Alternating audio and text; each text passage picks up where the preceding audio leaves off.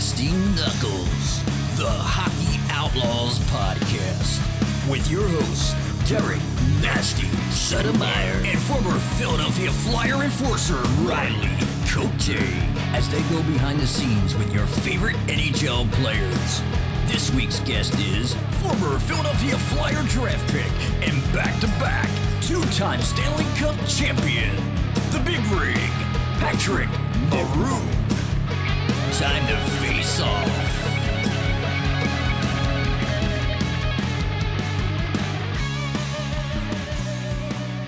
All right, welcome back to another episode of Nasty Knuckles. What is going on, Nasty? What's up, Riggs? What are you doing there? You on vacation? Just hanging out in Cancun, you know, having some fun, catching some rays, getting the hell out of craziness in the U.S. I'm a little jealous, but if you're going to be in Mexico, I'm not sure why your lovely wife Ashley isn't bebopping around in a little bikini as she is by the pool. Episode. Well, that does us no good for ratings if she's out by the pool. I know. It looks awesome, man. Even though you're in your room, I see sunshine coming in. Oh, the sunshine is flowing. My back's burnt already after day one yesterday. It's been nice. You got to do what Carl Dykhouse did. You put 30 on twice. And it was right. 60. You remember that? I forgot about that little tidbit of information. It's good info to have, especially when you're in Cancun. You got to double up. You got to double it up, buddy. How was your week? Oh, man, I had another good night down in Atlantic City at the skate zone there with Jared, Nikki, and Matt and Spock and Mike. It's awesome. I go down there on Thursdays. Do a lot of sharpening and selling some Nasty Knuckles gear, some Settlemyre skate sharpening gear. And we had a men's league game last night. We were missing 5 normal players, Riggs, because of this COVID, and found a way to get it done. Yeah. We found a way to get it done. Do. So we've got 2 regular season games left. We are about 12-0. So a lot of pressure on us. Teams really shooting for us, especially last night. The place is just packed. People going nuts because they think that we're coming up with a loss. And we had a few call-ups, Grant Garcia, my boy, being one of them.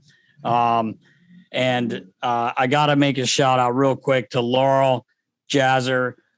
It's one of our buddies, JJ's daughter, who sells us our Girl Scout cookies, which I know you're not allowed to eat. No. But Laurel's our biggest supporter. And she's got more Girl Scout cookies than any little girl I've ever met in my life. So, Laurel, keep them coming. I just don't want to put any weight on. We're getting ready, especially if I was in Cancun. But anyway, that's about it for me, man. How was your week? Yeah, it's been pretty good. Can't complain. Just prepping for this trip, getting the kids organized. And that shirt looks rad, Nast. What do you got there? Oh, I got a little I like it. Nucks. That is this thing. Kick ass. I had a lot of people came in the last few days, and they're going quick, man. Beauty. So this was great design, man. I love it. Yeah, that's Kaz. That's all Kaz. Love you, brother. That's right. Kaz is the man. He is the man. Well, let's jump into the Flyers. Let's talk about the big win the other night. Yeah. They were 3-4. No, they were 1-4, 1-3. Yeah, they had a tough week. I'm losing track here, man. It's confusing some days. Yeah, so they're 1-3 in the last 4, finishing up the week with a big win. Sambo, the game winner, first NHL goal, brings a ton of energy. I mean, I was excited. I was actually in tears listening to him. His post game there, man. I felt so excited for him and proud of him. Because I coached him, back in the day with the Phantoms, and I worked as a D coach, believe it or not, with Big Sam. So we had a lot of communication for a couple of years there, and obviously everybody knows he just had some bad bounces and some injuries he's been plagued with. But the guy loves hockey. He's got the passion. He's got the energy. He's got everything we talked about with, Curtis Gabriel and this energy that the Flyers have been lacking. Don't want to get ahead of ourselves here, but he brought the night before, he brought the fight. He got fined. He took care of Lemieux there, who ended up getting traded. He knocked him right out of the East Coast. He knocked him right out of the East Coast. But certainly something to build off. The excitement of the team, right? I mean, you see ghosts coming in there, everyone's flying in there, the smiles, the energy. I mean, Sambo. Exactly. And just to see, like you said, Riles, the excitement, they were more excited that he scored than he was. And he was, that's probably the most excited Sammy's ever been. It's his first NHL goal. And to see Raff, even, Michael Raffo come flying in there, like he couldn't get there quick enough. And they almost had a little bounce going in the huddle there. So, God, it couldn't have happened to a better guy. And like you said, you know what? He played a simple game, which we've talked about. He made a quick pass when he got the puck. He got the puck out of harm's way. He was tough in front of the net, which they need right now. And like you said, we don't want to get carried away, but he did what he needed to do. And it is what they've needed. And the team played well. Moose played well. Hopefully we said this last week, but I think this is going to get them going and not jinx them. But Buffalo's a struggling team right now that look like they don't want to play hockey. And I think the Fly Boys got to jump all over them here and get these next two. And now all of a sudden you got 3 wins and you're rolling. And I think the confidence is going to keep getting stronger as they go along here. Couldn't agree with you more. They need to follow that up with a big win against a very, very fragile team, and they're struggling. I'm not even sure what the record is in the last 10, but it's not good.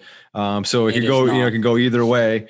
Where you go into that game and you think you're going to walk all over them, and then they show you up, or you just play a confident, strong game, and you have to get the 2 points. There's no question you have to get the 2 points and build off that, string a few wins together, starting with that second one.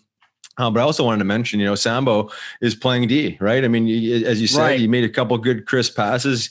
Start of the season, they wanted to try and convert him to a forward, which I just don't think that's in the cards. He went down to the minors with the Phantoms, played forward for a bit, a couple injuries on D, went back on D, and apparently had some structured, really, put together games there, and then got the call up.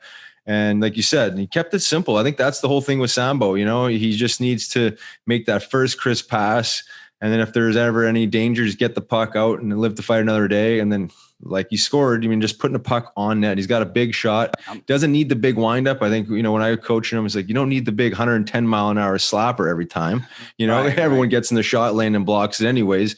You just got to get it off, and just get it to the net. And it was a great shot anyways, but I'm excited. I am too. And like you said there, you don't need the big windup, but you got to give him credit too. Like, he's kind of a stay-at-home guy. He jumped up into the play. He saw that was there. And I don't know if anyone ever brought that up, but I mean, you have to give him credit for that. Like, he saw that was there and he jumped up and won the game. I mean, it was awesome. It was awesome.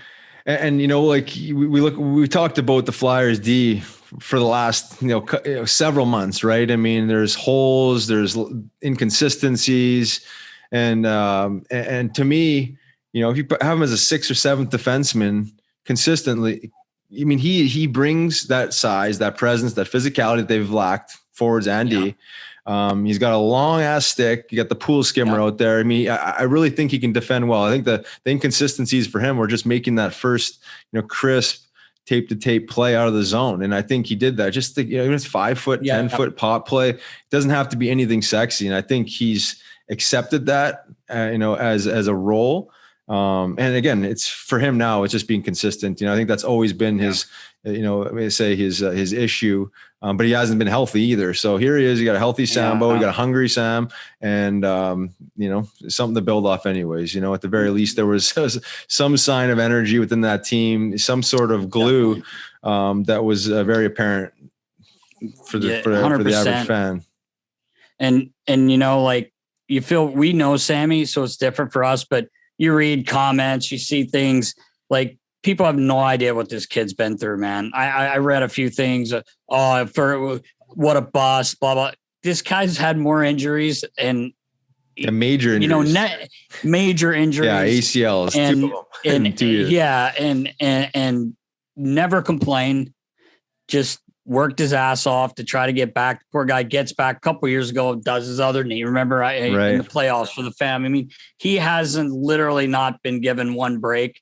You have to earn your breaks, make your breaks. But I think now, let's knock wood and just hope he, like you said, stays consistent, because he is an energy guy. He's a fun guy to have around. He makes you laugh. He is a funny dude. With his French accent, he may say something normal, but it's just funny, when he says it the way it comes out. He's so intense, right? He's so in the moment and excited all the time. And so when it comes out with a flair. But I'm just excited to see what he can do and be consistent back there. And I remember him calling me up when AV told him that he was going to go to training camp as a forward, and he's asking me for advice. I hooked him up with Marco Prazzo, the old fight coach there, which he connected with and, got a little more comfortable hanging on and chucking them. But, that was him going in there as a forward. Again, I think he just looks so much more comfortable back there. Again, if he just keeps it simple, I think he'll be totally fine. Just let him play some games and get that comfort. He should be good now. He pounded a guy, scores a big goal, obviously first NHL goal, but the game winning goal. So to me, I'm excited for, this next week, 2 weeks, and see what this team can do with the little jam back there.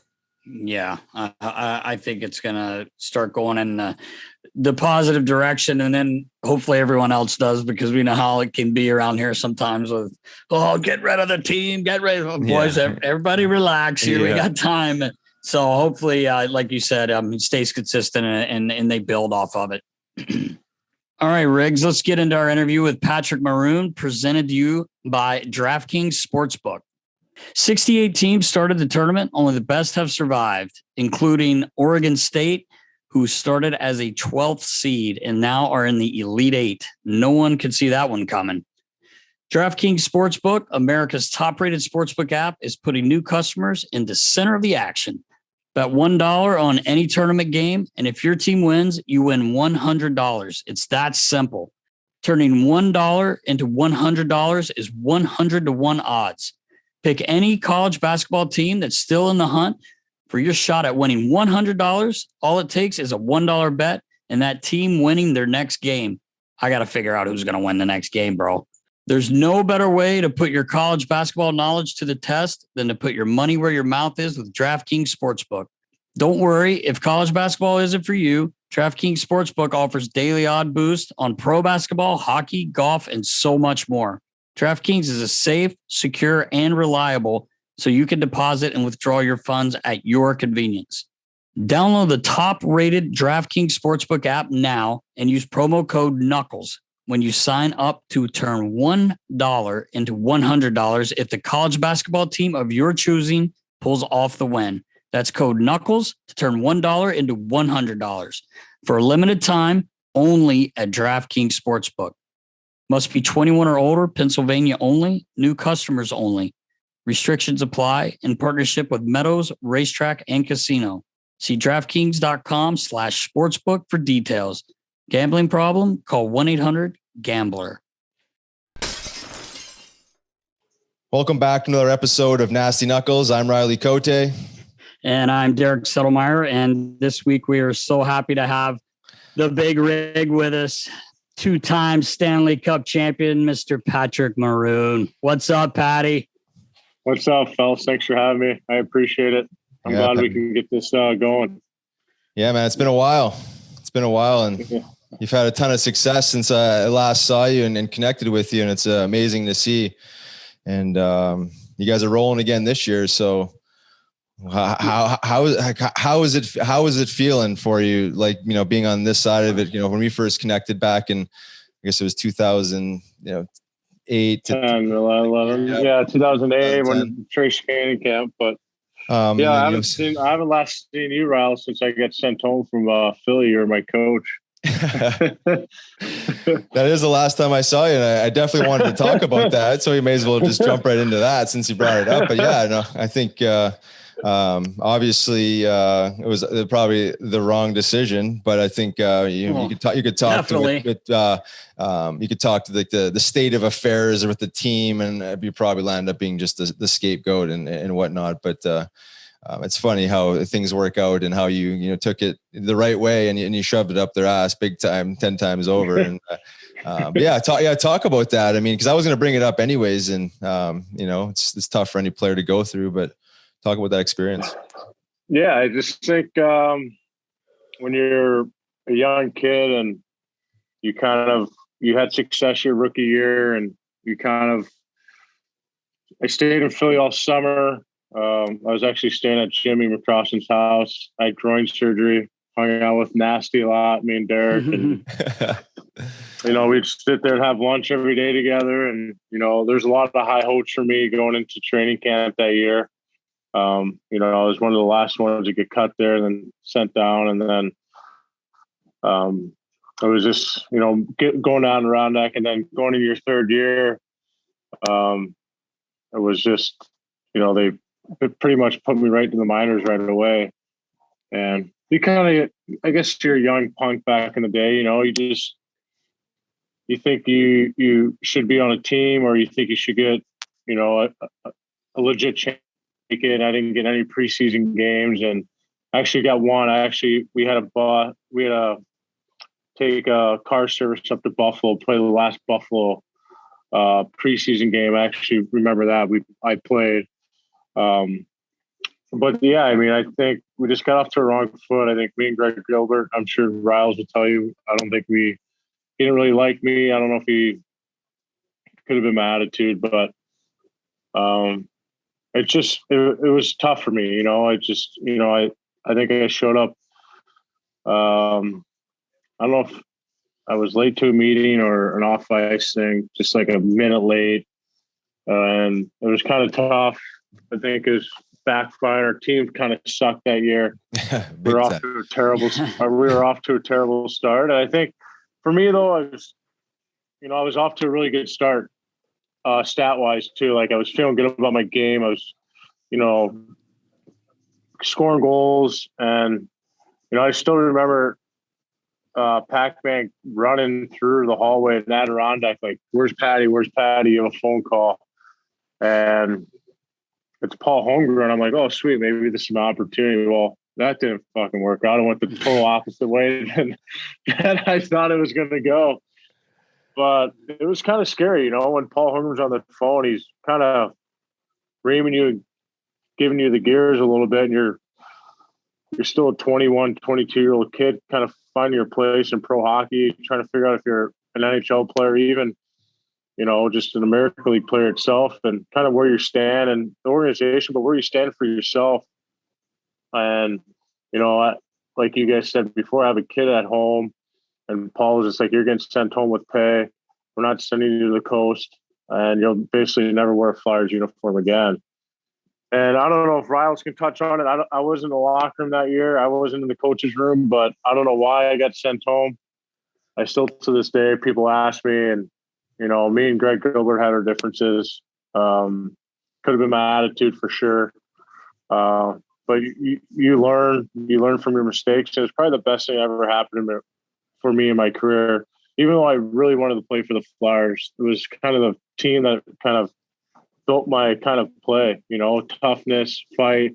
Yeah. They like big body hockey, stick up for your teammates. And that was just unfortunate bounce for me. But, I wasn't in the coach's room. I wasn't in the GM's room. I don't know what happened, because I think 2 weeks later, Craig Berube ended up getting fired anyway. So yeah, I don't know what happened, but that's kind of how I felt. I mean, it's just shitty how it went out.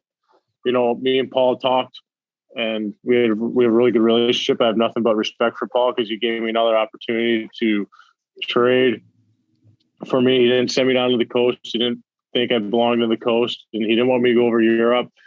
And, I finally wrote him an email and just kind of said my piece and apologized and what I can do to come back, or even if you can get trade for me. And I ended up getting traded. So it was honestly the best thing that could have happened for me as a father, as me as a person, maturity level, where I stood, and how I needed to rebound and act. So, and I mean, I was sitting on my cousin's couch in Lyndhurst, New Jersey, and I was literally on the verge of retiring, just canceling and just playing out the year and just saying, okay, I'm done. But, you know, that's why you have parents and that help you out. And, you know, my son kind of was for me, it's the reason why I was playing, because of him and support him. So crazy turn of events. It's not how you want to play it out, but, you know, it was probably the best that could happen for me, for myself and my family, my son.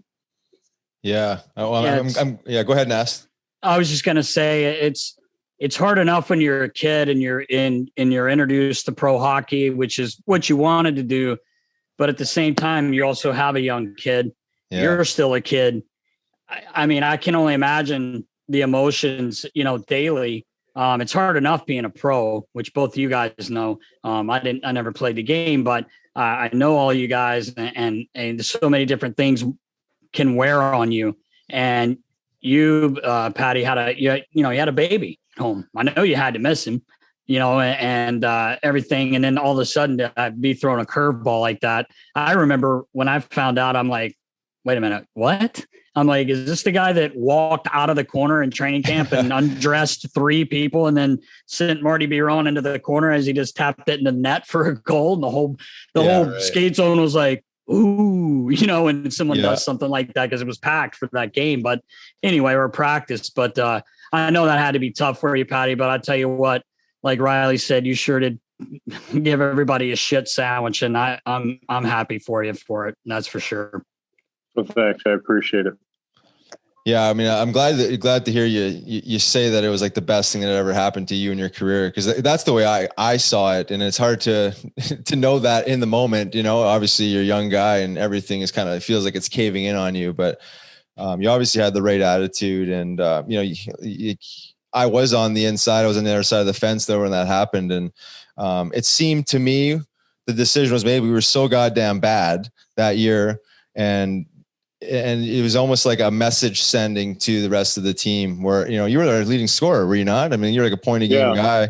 It was, and, you know, and there was, you know, obviously when the team's not doing well, they just look for things to nitpick at, as you know, right. And then it's just like, okay, well, I mean, there was a bunch of guys that, you know, going out and maybe they thought you could be in better shape and maybe whatever, be more of a leader in that moment. Maybe that was the conversation, but it was, it was one of those things that you said that Greg Gilbert got fired, I think a week or 2 later.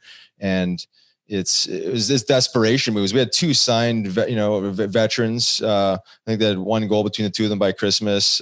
We had maybe, I think besides you, maybe 2 or 3 other draft picks compared to some of these other teams that had, you know, like 15 picks. And so we were like, it's just one of those things. There's like, as a general manager organization, there's nothing else really to do, and then just kind of nitpick, and, you know, but that being said, you know, it's beautiful to see how much success you've had since then. And, you know, you could go the other way. Yeah, of course you could go out there and feel sorry for yourself, but I mean, you're a flyer guy. That's what they drafted you. You're big body, like you said. You got the mitts around the net. You fight. You do. You know, you bang. You know, but it's unfortunate. Who knows? Maybe you land up back in the orange or black before you retire. But no. But let's move on, because I think, you know, that's in the past. I knew I was going to talk about it at some point, but let's talk about some, you know, some positive success that you've had since then. You know, you went back home to play in St. Louis, in your hometown, win a Stanley Cup. You know, talk about that experience. That must have been amazing under the guidance of the Chief. Chief, obviously, with the connection with the Flyers, and we've had him on the show before. So talk about that. That must have been surreal. Yeah, it was unbelievable. So when I was going into free agency there, I was just trying to figure out where I wanted to go. And Doug Armstrong called, my agent at the time. And, you know, we were just knocking on some doors and just kind of feeling out what we were going through. And, you know, it was kind of a tough off season for me. I went through back surgery, then I went through knee surgery. All in one summer. So I thought I was going to get, you know, a decent looking deal, but, you know, when the push comes to shove, and, you know, now that the cap is against the wall now, and you just kind of figure out what term you can get. And, you know, we had some teams, quite a bit, but a lot of 1 years, a couple 2 years, but I wanted to go to the team that I had success in the past and I had an opportunity to win again. I was kind of betting on myself to hopefully put up another 40-point season and, ride it a little bit. And, St. Louis was there. I would just, I love Ray Shero and the Devils. I was really hard. I was so close to going back to New Jersey because I loved Ray Shero so much and I loved the organization. But I just felt like, how can I tell my son that I had an opportunity to play in St. Louis?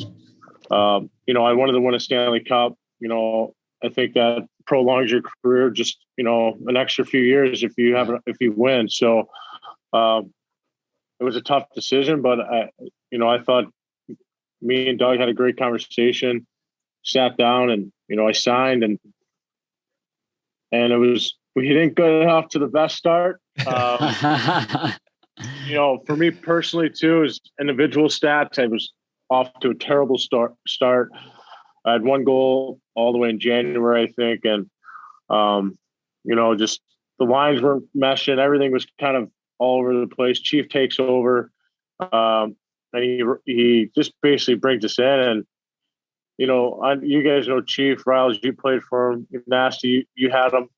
And you guys are all close. And he just wants hard work. That's all he wants. He wants you to go out there and work hard and, sacrifice yourself every single night. If you work hard, you're going to play in the lineup every night. And he took over and he gave me a life of confidence. I had Chief in the minors. He watched over me when I was in Philly, so he knew what I can bring to the table. And he gave me an extra juice. And not only that, but he gave everyone else around him, like the guys that were struggling throughout the year. And the team just adapted to Chief. But to put on that blue sweater every single night, to have my mom and dad there, my siblings watching me every single home game. I mean, it was pretty cool. Like my buddies and I wouldn't change it, for anything. Some people go back home and you hear the terrible stories, like fucking tickets and, not doing well, your team's shitty. And but it started like that in the beginning and then the tides turned. Chief did an amazing job that year. Hats off to him. He brought this team together, the whole coaching staff, and the GM believed in us. That's why he didn't get rid of anyone, and he knew we had the team. It was just putting it all together, and we did. And raising the Stanley Cup, being from St. Louis, it was fucking it was unbelievable. My son's on the ice after the game. My mom and dad and my older brother ended up going, and my sister, other middle brother, didn't end up going, but they were there at the stadium waiting for us when we got off the plane. So I mean, it was something I'll never forget. It was the coolest moment of my hockey career, playing for St. Louis, putting that sweater on, watching them growing up in the old Checker Dome. The arena with my dad. My dad 2 season tickets. I would sit on my dad's lap. My two older brothers would sit in the other seats. So you just have those fine moments of like watching Adam Oakes and Craig Janney and Scott Stevens. And I mean, shit, we had so many good players. Chris Pronger, right. Wayne Gretzky in 95. I mean, the teams we had were just unbelievable. And Brendan Shanahan, I mean, you go down the list and you just always wanted to play. As a kid, you go through those moments when you're playing in the driveway with your brothers and scoring the big time goal. And I ended up living that throughout that year, like scoring, 2 huge goals and winning the Stanley Cup, being your hometown. So fuck, boys, it was something that I'll never forget. It was unbelievable. It was the best feeling of my life. And, I'm so proud to be from St. Louis, but even, more proud for me to be able to put that sweater on the team I grew up watching and playing. So I'm glad I got the opportunity to do it. And I know Cam Jansen did it, but he didn't end up winning. But, kids looked up to Cam because he played for St. Louis. He's from St. Louis. So, I hope kids do the same for me. So they have an opportunity to end up playing for their hometown. Yeah, that was obviously with my connection with Chief and knowing you and Braden Shen and Michael Del Zotto as well. I know he didn't get a lot of time in the playoffs, but he was with your team. And man, you had more people pulling for you around here than you can imagine, man. Yeah. And they got that bar, which you know about it in Philly. Yeah. That's kind of where the whole shit show started, I guess. You know? Yeah. But I'm working for the Flyers, but every night I've got a Play Gloria t-shirt on. I'm like, make sure this doesn't get posted anywhere. But, you know, my son's wearing it. We're watching all the games, but you've just always been just a good person, Patty. And you never changed. I was so happy when you finally got your real shot in Anaheim, and you got you there for years, and then seeing you in Edmonton. You never changed. Always been such a good person, humble guy, and it was so nice to see you score that really big goal in overtime, and watching you and Chief.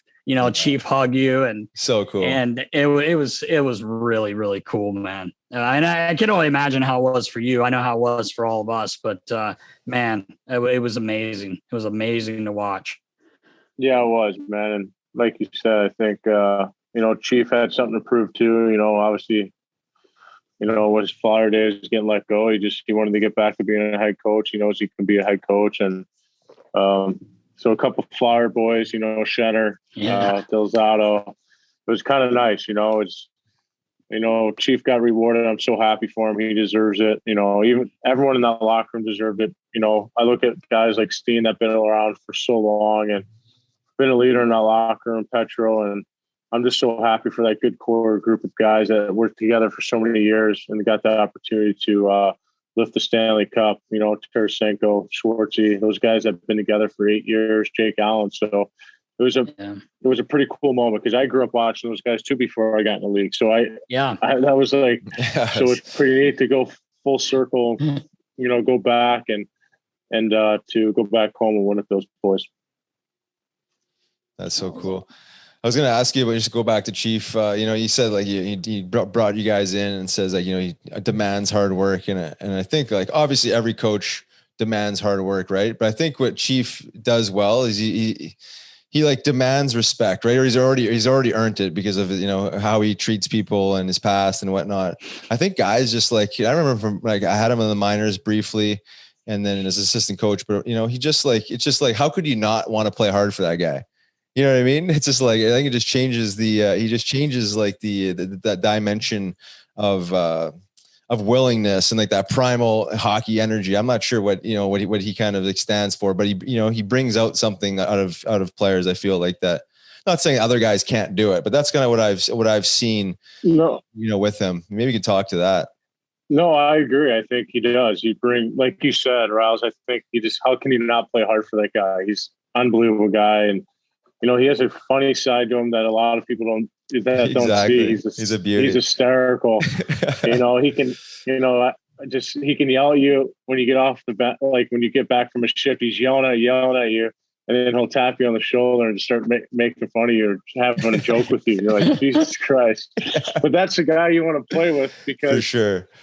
That's like I know he's hard on guys, and he gets the best out of everyone every single night. And there's a reason why people work hard for him every single night because he is hard on guys and he is that guy that can have fun and joke around and people respond to him. So, that's just the way it is. I know, like you said, though, Raul's like coaches are demanding, they demand hard work and, obviously you respond to that, but I think Chief brings a different element to that and how he approaches things. He's very approachable with his players. He can talk to his players.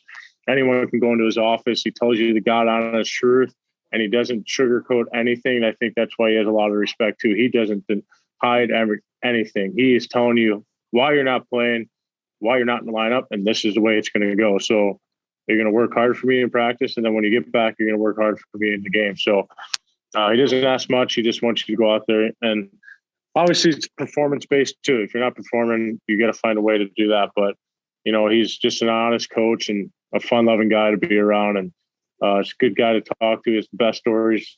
And does he ever? And he's a great coach. So, I love playing for Chief. And there's a reason he'll be in the league for a long time now. Yeah. I hope so for him. He's awesome. one time, Patty, when he was an assistant with us, and we had Ben Eager on the team.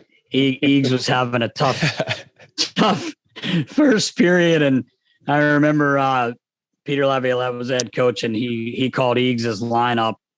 He's like, Eags, you're up, and boys are getting ready, and Chief goes, Eags, just leave your stick on the bench because you don't need it. And the fucking boys are just, and even Eags, he's trying not to laugh, as he's jumping over the boards, he's a mess, man. But dude, he is funny. It's just funny. He's like, he just always chirped the players. You guys all think you're tough. I'll beat you all up. Yeah, right. He's like looking at you like, Jesus Christ, you probably will. He might. Oh, that's great. So Patty, just to rub it in even more, you win the Stanley Cup in your hometown. I mean, what more could you ask for? Well, except for maybe winning another one the next season. On a different team. On a different team. And that was great to see too, man. What's it like in Tampa? And you're, obviously new coach and the team and everything. Obviously it went well last year, and you guys are rolling right now as well.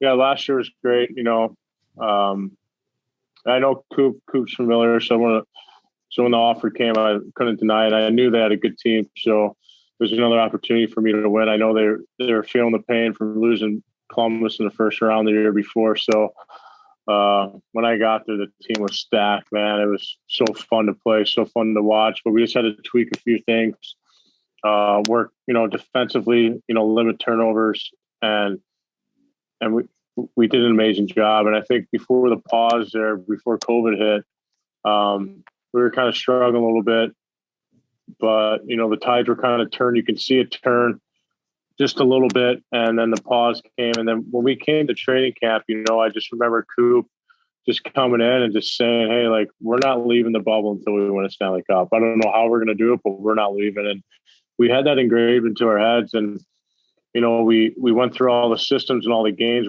what we needed to do, how we wanted to play, because our division, how it is, it's a defensive division. You have to get through Columbus, Philly, Long Island, all these teams that play defense, and Boston, and you just had to find a way to win a 2-1 hockey game, or or 3-2 hockey game. You had to find a way to play with a 1-goal lead, and I thought we did a good job of that. And our top players were fucking amazing. Cooch, Point, Plot. They were unreal for us in the playoffs. Obviously missing our captain, Settlemyre, kind of hurt us, but we found a way to adapt to it. It was kind of a tough blow going in the bubble knowing he won't be there, but our boys responded. We played so good defensively. We scored at the right time. We scored timely goals. We got big time saves when we needed them. And we just, you had to get through 6 of us every single night to score a goal. We made it hard on everyone, and we did a good job of that. So I was so proud of those guys. It's kind of like the St. Louis story, just trying to conference finals, Stanley Cup finals. They've been there, haven't won. It's the same core group that's been there together for 8 years, 10 years together. Stammer scoring that huge goal for us against Dallas in the finals. That was unbelievable. Yeah. Even though what a shift! What a shift! You get one shift, Stammer, make it work or whatever. Okay. I'll take that plus. Yeah, right. So just moments like that we had throughout the playoffs. Guys stepping up, scoring goals. Point in the Columbus series. Just little things like that. So. I love my time in Tampa right now. It's been amazing. Great group of guys here. Great organization. So it's been fun. This year, we're off to another great start. We're playing like we're supposed to be playing, like we did last year in the playoffs. We're making it hard on teams. When they come on in Tampa, they're probably saying, geez, we have to go into Tampa. And we're making it difficult for them to come in. So, we've been good on the road. So we make it hard on teams every single night. We have a great, obviously we're missing Cooch right now. So we're doing with one of the best players in the league right now. So we just got to keep this trend going. I always say it's a dress rehearsal before the playoffs. So hopefully the boys can keep going here, keep buzzing. And, but I love my time here in Tampa. I'm so happy I signed another 2 years. Good group and another chance to win Stanley Cups here. Yeah, for sure, man. No doubt. 100%. I'm curious on John Cooper. I've heard great things about him. Back when I was coaching, we coached against him in Norfolk, and they had those amazing teams. And he stuck around that organization for so long. I mean, to me, he sounds like he's a great coach and communicator and person. I mean, how has he been for you and the team? Yeah, he's been great for me. I had him in juniors. Back in the day, we won together. Yeah, in the North American Hockey League. Oh, wow. That goes way back. So that goes way back. So we won together there, but he's been a great coach. Texarkana Bandits? Was that it? I played with him there, and then our team moved to St. Louis. Oh. The following year. Same the Bandits. league. The Bandits, St. Louis right? Bandits. Yeah, Texarkana Bandits and St. Louis Bandits. So, yeah, he's a great communicator, Riles. He's unbelievable. Knows how to get his players going. He has this, he has this like swag to him that is pretty cool, pretty neat, that he can get the players feeling the same way. Very confident. He's very good at, structure and how to play the right way. And he just gives you all the information. You go out there and perform it. So, he's he communicates well with the players. He knows how to talk to them. And so he's awesome. You can approach him very well too, which is awesome about coaches that, some coaches, you can't even go up and say hi to them. They just walk right by you. Coop will take time to say hi. You can say hi and you can shoot the shit with them. So, you need coaches like that. It's like Chief. You need people that, that recognize you and know that you're still here. You're just not just a stick that goes out there, just tap you over and go over the board. But so he's got a lot of similarities like Chief. And it's cool. I've been lucky and fortunate to play for so many good coaches. And there's a reason why Coop has had success with the Tampa teams in the past, because of how he coaches and how he approaches the game, and and how he's a learner of the game. He learns something every day, and the boys just go out there and play hard for him. He's a coach you want to play hard for every single night. So it's been fun, man. And he's done an amazing job, not only last year, but this year too, handling the situations. Some say it's a cup hangover, but he's done good of sticking on us and being hard on us every single night. And, we expect high demands every single night. And he makes sure he preaches that. Nice. Yeah. You can't let the foot off the gas. I think as soon as you let guys get complacent, that's when it falls apart, right? Yeah. And it's probably hard to do that consistently, like mentally getting ready to prepare like that. Cause I know he's big time into that prep work, but yeah, man, it gets tough. You guys know how it is. It's like the dog days, man. Especially now. It is. Well, especially nowadays, right? Jeez. Especially now, just hunkered up. But, now you're getting close. We have like 20 something games left. So now you're just like, you're excited a little more. I think 10 games left. You're like, okay, like playoffs are right around the corner. And you guys know that's the best time of the year. Yeah. Oh, yeah. Yeah, you guys are. It's coming up quick too, but you guys are playing. So I can imagine the fatigue. Maybe. I mean, you're a specimen though, Patty. So you're probably okay. Specimen. I'm okay. But I was talking to Carter Hart today. I ran into him today, and he's just like, man, we play 7 and 10 days coming up here, like in a week, and they've been playing 4 games a week, just like you guys. It just can't be easy. And I mean, for goodness sakes, you can't even go get a cup of coffee in a place, really. I mean, I guess you could, but you got to be careful, right? Like they got their eyes all over you. You can't do much, man. Yeah. Like when you're at home, you can go to Starbucks and stuff, but everything's so frowned upon now. You can't do anything. So hopefully this ends soon, because I think it's mentally, it's, like Carter said, man, you're playing 7 and 10, and it's a grind. Like we're in the midst of a grind right now, and after tomorrow night, we have 2 days in between game, and then we're back to the grind and then back on the road for 10 days. And it's just like you're playing every other day. So we play pretty much every other day in April, except we have 1 2-day break, and then it's every other day. And we play at the end of the year, the last game, we have 6 games, and like, I don't even know what it is. It's insanely It's crazy. So, yeah, it's crazy.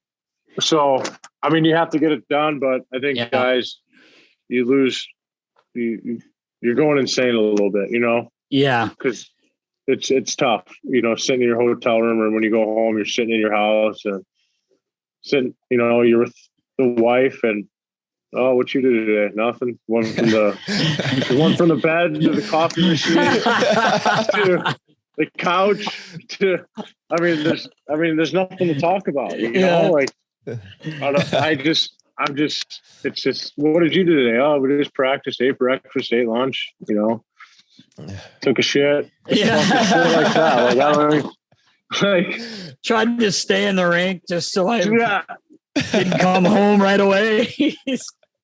And meanwhile, the equipment guys, Bubba and those guys and Ray are like, guys, fucking beat it. Or maybe they want you there because, well, Ray wants to go get on his boat, eh? He wants to go get on his boat fishing. Yeah. So, and Bubba's always grilling. I'm always getting pictures of him grilling food and everything. But I had a question for you, Patty. Going back a little bit, when you're in Edmonton there, obviously you've played with superstars a lot in your career. I mean, even in, like, going back to Anaheim, but Connor McDavid, we've asked a couple guys, like, what's that like every day watching him, like, practice games? It's unbelievable. I mean, he's a star. He takes care of himself. I think it's just cool how he handles himself away from the rink, inside the media. Very humble kid, and he just wants to win, man. He has that competitive edge that he wants to win every single night. He wants to be better than the next player every single night. But I mean, you'll be in practice, and then like 1 minute you're next to him, and the next minute you're like, where did he just go? It's insane. And he does it at full speed, and oh man, and his hands move so fast, and sometimes it just looks so casual when he shoots the puck, or like when he's just stick handling and 2-on-1, he's just like looking back and forth. He's not even looking at the puck. He's not even looking at the net. It's just crazy what he can do. His vision on the ice is unbelievable. Yeah, I had the opportunity to play with him. It was pretty cool. I mean, I had a lot of success, obviously, playing with him. So that was really, really neat. You know, we brought the team to the playoffs that year, and we could have made it to the conference finals. But watching him as a kid and just watch him develop as a leader, you know, and become a player that he is right now. I mean, he's taking an Edmonton team right now. Him and Draisaitl are, two elite players that are going to be elite for a long time to come in this league, and they're only going to get better at age. And that's what's scary about these two. I mean, they're just so good, and I'm proud of them. I hope Edmonton does well, man. I know he's a competitor. He wants to win. But it was fucking awesome playing with that kid every single night. Knowing I get the chance to play with him, people chirp me all the time about it, but fuck, you still have to put the puck in the fucking Hey, man. Hey, Greg, man. You get the that's it. Yeah, you can pass it to me all you want, but shit, you still got to put it in. Eh? You have to, man. They don't ask how, right? That's right. Yeah, that's exactly it. It's funny because obviously being in the East, I'd only, see you guys a couple times, but a lot of my friends would be like, what's that? I'm like, you can't understand it till you see it in person. Like, yeah, you see him on TV, you're like, oh my God, I'm like, you got to see it in person. This guy comes by the bench and you blink and he's at the other blue line and he's already gone by 3 guys, and he basically, it is amazing. That's why I just wanted to ask you. I mean, I figured you weren't going to say, yeah, it was all right. Yeah. Because it was 27 tucks. Yeah. I mean, yeah, you did have 27 that year too. Yeah. That's right. No, it was just so cool though. I worked on my board work all year, and Tom McCollum's like, hey, if you just win your puck battles in the D zone and make sure you make a nice pass, see you have good hands, good vision, use it.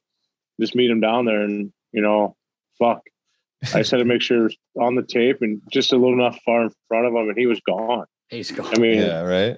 And it was crazy. Gone. And then when I got there could be a rebound laying there. I would, because he would go 1-on-2 or, like it was just like little stuff like that I was just so amazed by it. I'm glad I got to be firsthand of watching that, if it was on the bench or, on his line. So, yeah, it is amazing to watch, man. And you're right about Draisaitl. What a beast this guy is too. Holy cow, man. I think his backhand's better than his forehand. I mean, his passing's unbelievable. Yeah. And he doesn't get enough credit, obviously, but those two are probably the top 2 players in the league right now.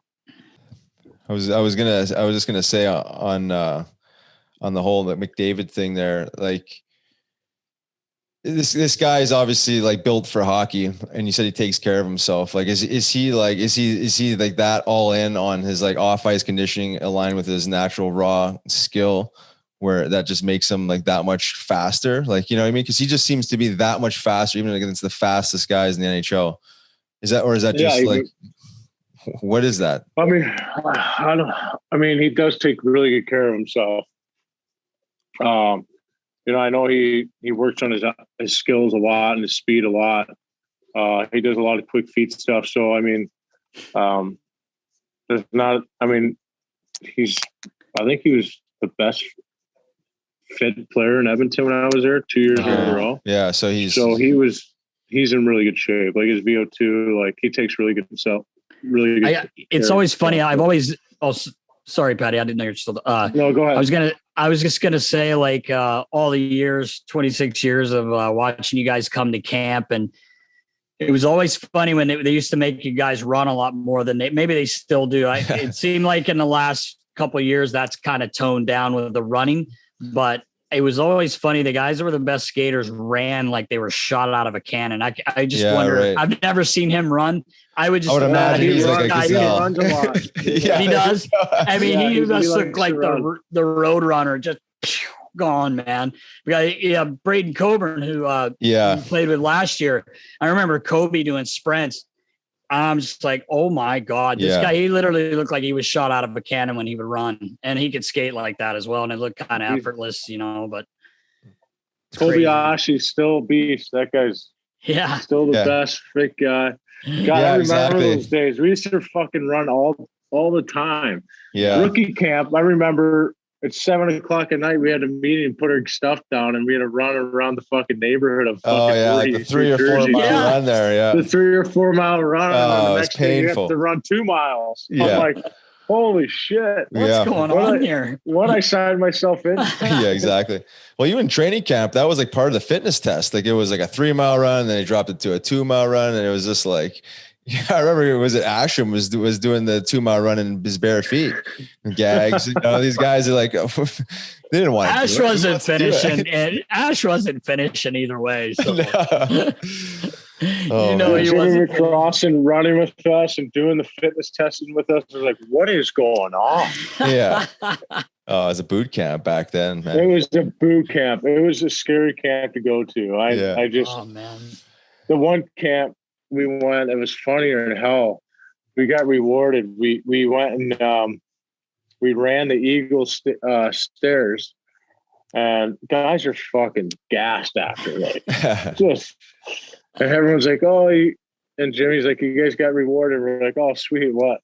I thought we'd be like a beer or something. It's fucking cheesesteaks. We're like, we just ran the stairs. I'm not even hungry right now. Cheesesteaks?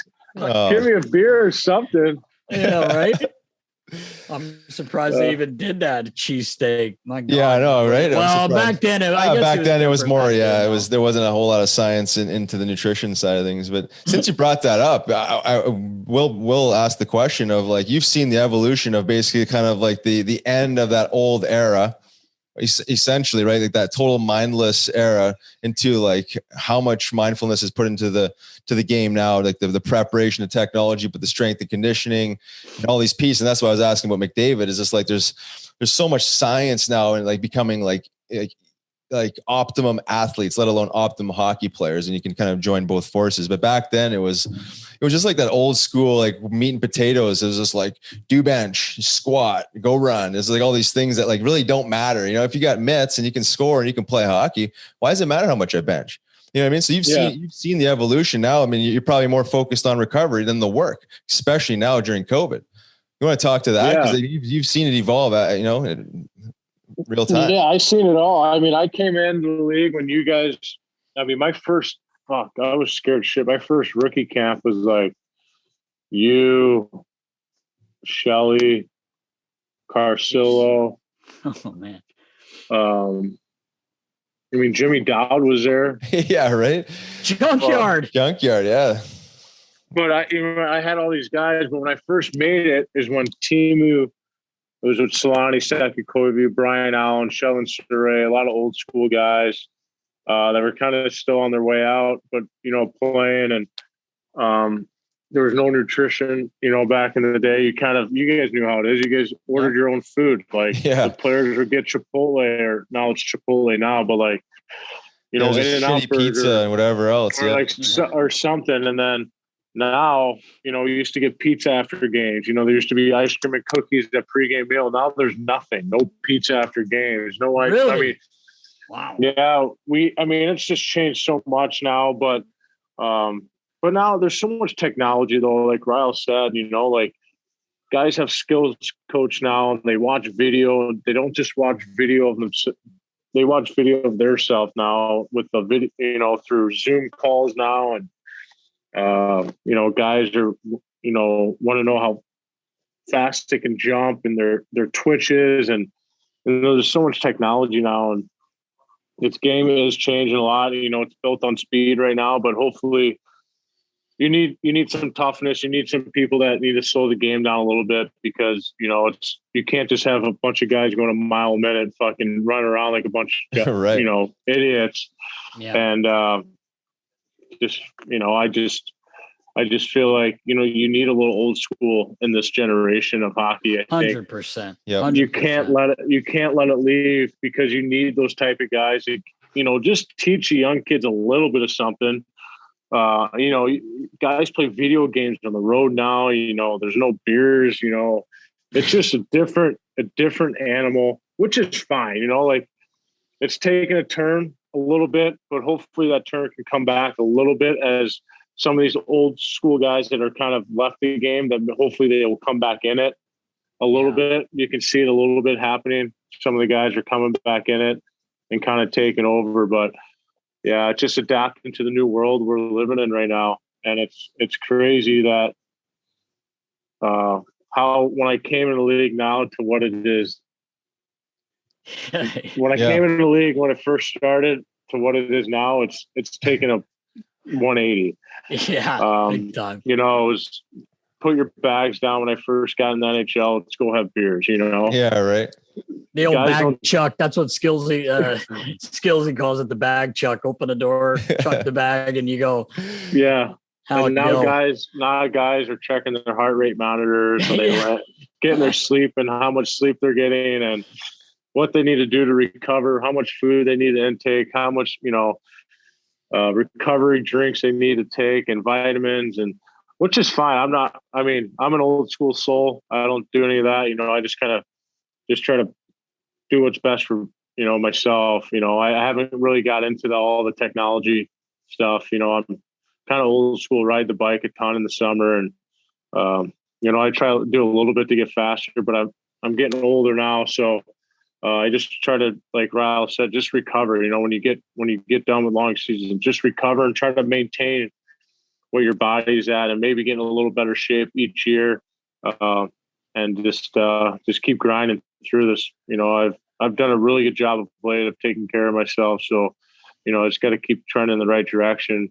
But I haven't got into that other science stuff, but it's around the league right now. But, you know, I'm happy, you know, if guys are happy with it, you know, I'm happy with them. So, but like I said before, you need that old generation of old school players to hang around just a little bit, or have that in them, because you need that in the game.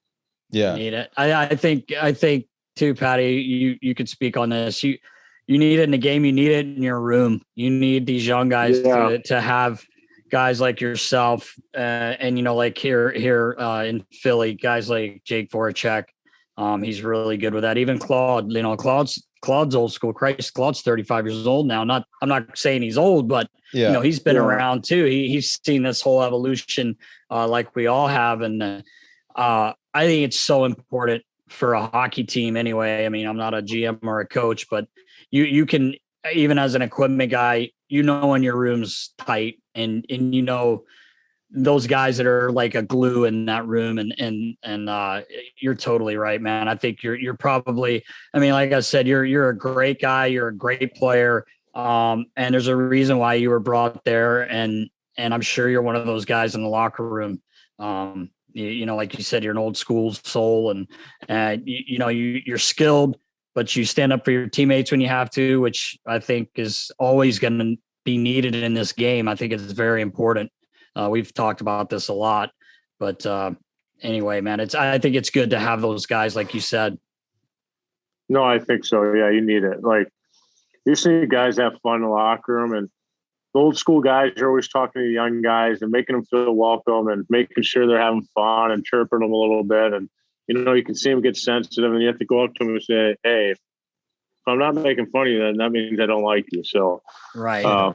You just gotta keep it loose a little bit. Sometimes during the year it can get too tensed and too riled up, and you just gotta come and never have a bad day in the NHL. You're gonna have a bad day eventually, but I look at it like you never have a bad day. You strap your skates on, you're doing something you love, and you got to put a smile on your face when you're doing it, because if you're not having fun doing it, then what's the point of fucking going to the rink? So right. You got to have that mentality every day. Every day people are serious about their job, but sometimes you got to get them away from it a little bit and fucking crack a joke and make fun of them a little bit and loosen up. Yeah. 100%.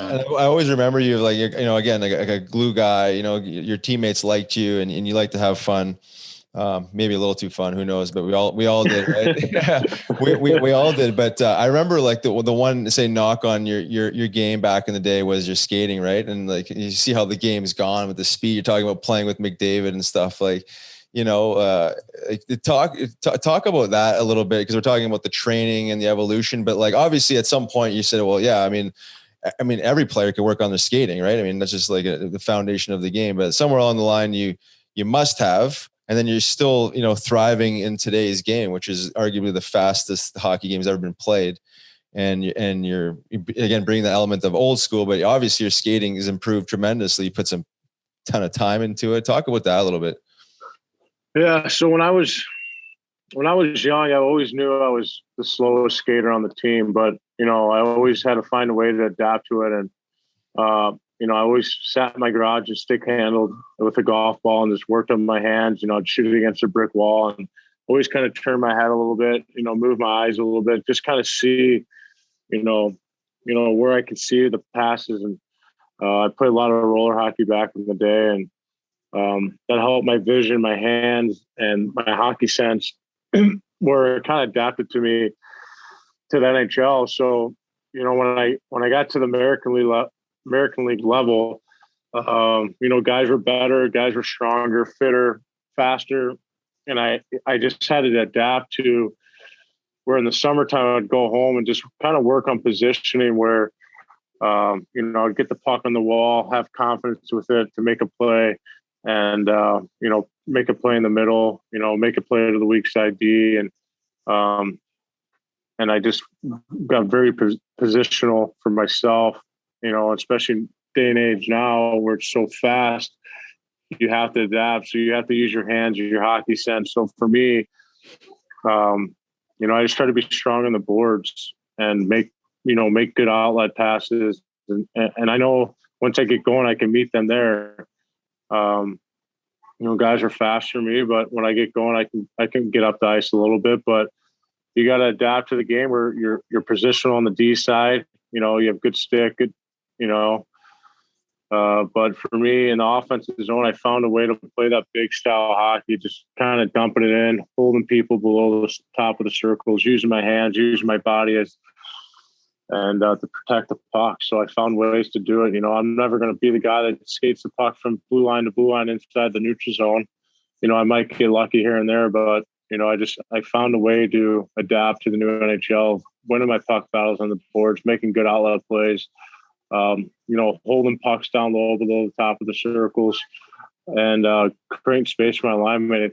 And I found a way to do it, and I got good at it. And I think that's the reason why I've kind of stayed myself in the NHL, is because, teams need a guy like myself that can hold on to pucks down low, especially when it come playoff time, set your lineup for the next shift. And I think I've done a good job of adapting to that. So it's been fun. I'm never going to I'm not the flashiest player. I'm probably the ugliest player, but I find a way to get the job done. Yeah, I agree with everything you're saying. I love it because your bread and butter is the top of the circles in, like you said. You're heavy on the puck. You hold on to the puck. It's all these outlet plays you're talking about. It's everything, all these little details that all coaches talk about, and you're able to execute. You got good at it. Like you don't need to be McDavid whipping through the neutral zone with the puck. It's like you got other skill sets that a lot of players don't have.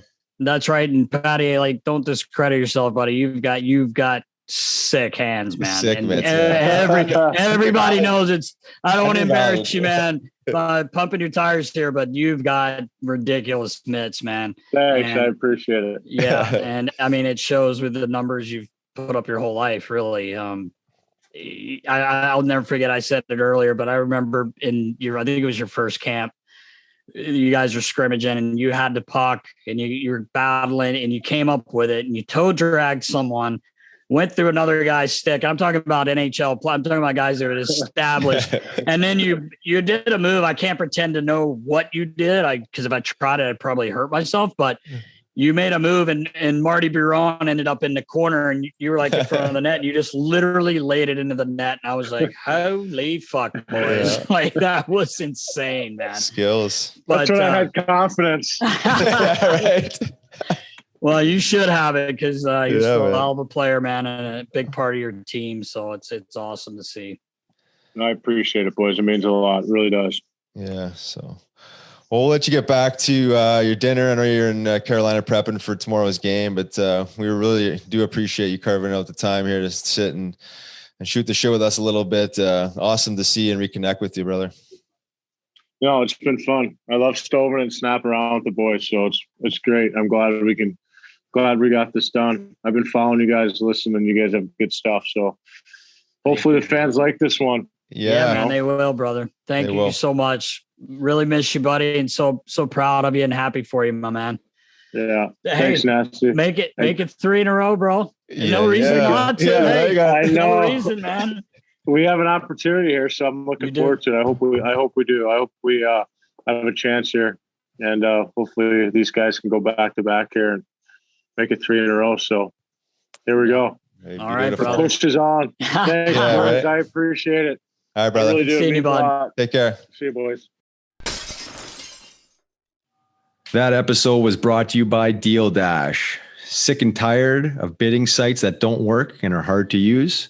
Fortunately, that wait is over with Deal Dash, an easy and fair and honest bidding site. This app will change your life. A brand new TV sold for less than $2, a car sold for less than $1,000. These are some of the best deals hit over the last decade on Deal Dash. Not to even mention, shipping is always free. Hundreds of auctions daily on brand new items ranging from TVs and laptops to tools and kitchenware, and even cars with guaranteed free shipping. All auctions start at $0 and you have a 90-day money-back guarantee on the first bid pack purchase. You can use Deal Dash both on the website dealdash.com as well as through our iOS and Android apps. Use the promo code KNUCKLES for an additional 100 free bids when making your first bid pack purchase, and start bidding now. Also want to thank Patrick Maroon for carving out the time and hopping on with us, Nast. Awesome guy. Continued success. It's amazing to see him go from the doghouse to the penthouse. And, I love the guy. He's, he is the catalyst on these teams that he's been playing on, and he keeps finding a way. He does, man. It's so nice to see him win in St. Louis. Anyone, like we've talked about before, anyone that we've known that we're on teams with or whatever, but like he was such a nice guy. I felt like he didn't really get I don't know how well he was treated. I hate to say that. Like, I think he was that guy that got picked on a lot, like you had said to him, he was a little overweight, but he's also 18 years old. He's back then too. Like now it's different. You got these 12-year-olds with personal trainers now, like preparing themselves, their food. Back then it was just, you just would wing it. Right. Like, so he was a big kid. He scored a lot of points in junior. Even his rookie year, if you look at his numbers, he had great numbers. Oh yeah. But they were really hard on him. And I felt bad for him because he had a newborn, making him stay in town, which he enjoyed. And it probably did help him in the long run with his working out and everything. But that's tough for an 18 or, a 20-year-old kid. He's got a baby, little boy, and they make him stay, but yet they're letting the European guys go home all summer. I that always kind of I kind of felt bad for him for that, but he kept his mouth shut and did his thing, and it's worked out great, man. He's got a serious chance to win 3 cups in a row, man. I'm not sure how many. I wonder if anyone's done that actually. I'm not sure, but he does have a legitimate chance. He sure does, man. Yeah. No, I'm rooting for him, obviously. Talking about what you're building off what you're talking about there. I think you got the short end of the stick, like you said. Like, I think that, the Flyers and these teams, they want their prospects to flourish, right? So they think that sticking around for the summer is in the best interest of them, and rightfully so. Maybe it is. He's in a little bit different situation with his child and whatnot, but he got the short end of the stick with the Phantoms there when they released him, or they sent him home and then eventually traded him. But, like we said in the podcast there, he was the scapegoat of the whole thing, from what I learned and, what I heard on the other side of the fence there. He was just the easy target, like you said, he was kind of in the fat club there a little bit. They were hoping that he would work on his skating a little bit more and be a little more dialed in there. And they wanted to send him a message, I guess. And I think he got it, like he says in the pod too. It was the best thing that ever happened to him in the moment. Obviously a tough one to swallow. Your pipe dream and your pro career might be down the tubes in the moment. You don't know where it goes from there, but he responded well. Obviously he took it, as a learning experience, and obviously, worked on what he needed to, got in better shape, skating. I think his skating has always been like the question mark. You talked about the rollerblading, maybe that translated into his stride on the ice, but top of the circle's in, man, bread and butter. He is strong. He's got silky, smooth mitts, like you talked about. And he finds a way to get it done. He's a grinder. He'll stick up for his teammates, grind it out, bare knuckle brawl when he has to. Yeah. And just amazing to see him continue, have continued success, because he went back home to St. Louis for a year, wins his cup, Tampa wins a cup, and then here they are in first place again. And he's found his role. He's found his niche. He knows he's not that first line guy, and he's accepted that role, and he's going to continue to get contracts if he keeps doing the grunt work. So yeah, exactly. A few years ago too, I forgot to mention to him. It was one of those moments where he was playing when he was with Edmonton, and they played St. Louis, and he got the game winner, and his son was there. And he did the interview, and he kind of broke down, and I'm like, I remember that. You're crying. I'm not crying. It was tough to not shed a tear, because how much it meant to him. And then, a year later or 2 years later, winning the cup with his son there, playing for the Blues, and he, how much he talked about it on the show here. It was just a dream come true for him. Who wouldn't want to be in their hometown and win a Stanley Cup? And, it's awesome. Great story. He's a great guy. Like we said, nicest human. He's just a good guy, man. Yeah. And he's a throwback, he's one of the last gladiators from the bridge of that old school era. He's wired like I was, and some of these other old school guys, obviously way more skill, but nonetheless, I love to see him kind of carrying over that torch and kind of being one of those last guys standing and having that old school attitude. And he knows where he stands. Like, top of the circles. And I said that he knows exactly where he needs to flourish and make that, that breakout pop out play and kind of get up the ice. He says he's not going to be carrying the puck up the ice, but he mentioned the St. Louis, like it was like a Cinderella story going back home and winning a Stanley Cup there in that 1 year. And I remember being emotional, and there was a lot of emotions for me. It was the first time I really kind of tuned in to the NHL as much as I did since I'd been, left the Phantoms, I guess, 4 years ago now. But between Chief, Patty, Schenner, Delzato, I was just rooting for them, and it was just so nice to see. So continued success to him, and wish him the best along the way, man. He's got the the world in his hands right now, and I think he keeps having the right attitude and keeps doing the right things. I mean, he can extend his career. I mean, for I don't know, maybe 3, 4, 5 years yet if he keeps it up. Yeah, I agree, man. and he is, it's funny now, you see a lot of these older guys, he is more fit than he was. Yeah. But back in the day, and you have to be, let's be honest, you have to be these days. But like you said, he's got some years left in him, and who knows, he might get that third in a row. Those teams out west, there's a couple pretty good teams, man. It's gonna be a hell of a playoff run this year once we get there. It's closer than we think too. Yeah, that's the truth. Yeah, it's going to be a grind, no doubt. All right, knuckleheads.